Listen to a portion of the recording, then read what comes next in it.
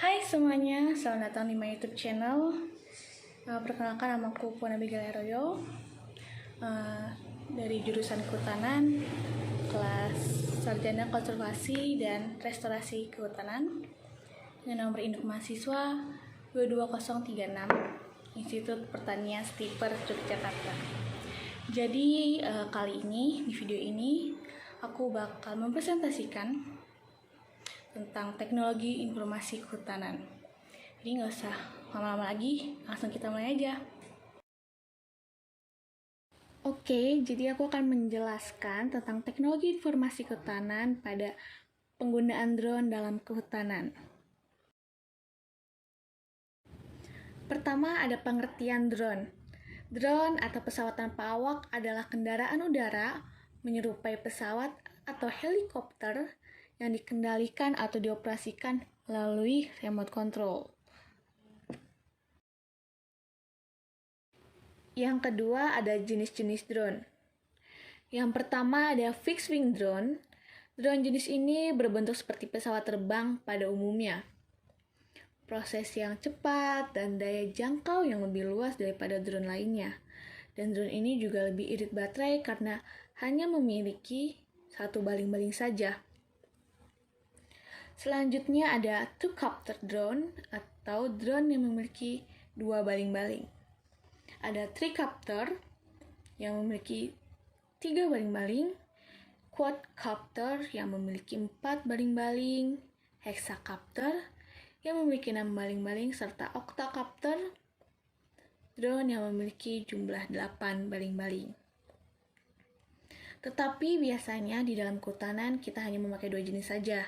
Yang pertama ada fixed wing drone, dan yang kedua ada quadcopter drone. Tetapi biasanya lebih banyak menggunakan quadcopter drone karena penggunaannya lebih simple dibandingkan fixed wing drone. Ya, walaupun fixed wing drone memiliki daya jangkau yang lebih luas dan lebih irit baterai, tetapi ketika mereka hilang di kawasan hutan, mereka lebih susah untuk ditemukan karena mereka memiliki bodi yang ramping dan juga kecil. Jadi lebih banyak memakai quadcopter drone dibandingkan fixed wing drone.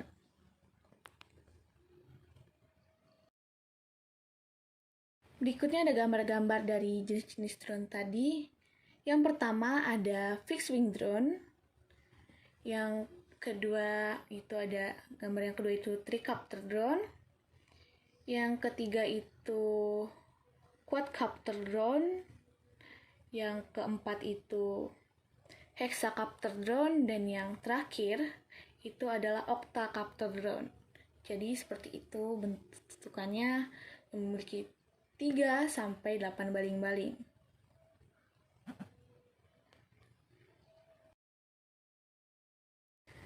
Yang selanjutnya adalah drone dalam pemantau kawasan hutan. Sebelum adanya drone, pemantauan kawasan hutan dilakukan dengan cara manual oleh tim patroli, di mana sistem manual ini lebih memakan banyak waktu, tenaga, serta biaya, sehingga penggunaan yang kurang efisien dan memakan banyak biaya.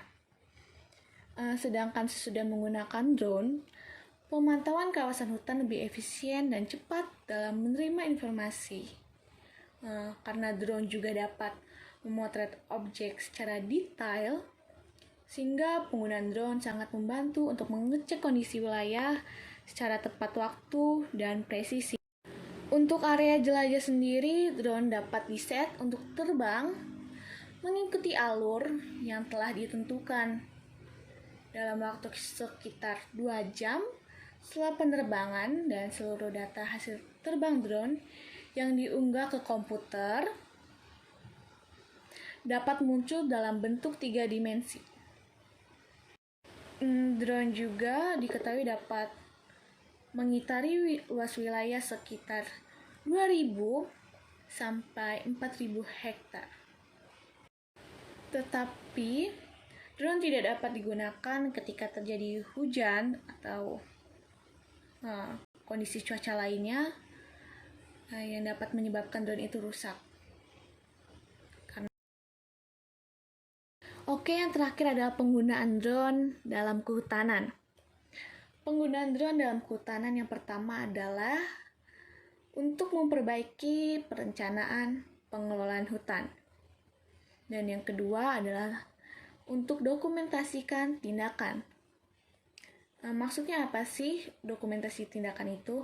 Maksudnya adalah ketika saat terjadi hujan atau badai yang dapat menyebabkan pohon tumbang atau sebagainya tentang kerusakan hutan itu dapat memberikan informasi kepada kita yang didapatnya tentang potensi yang dibutuhkan, dan kita dapat mengambil tindakan yang sesuai dengan kebutuhan hutan saat itu juga.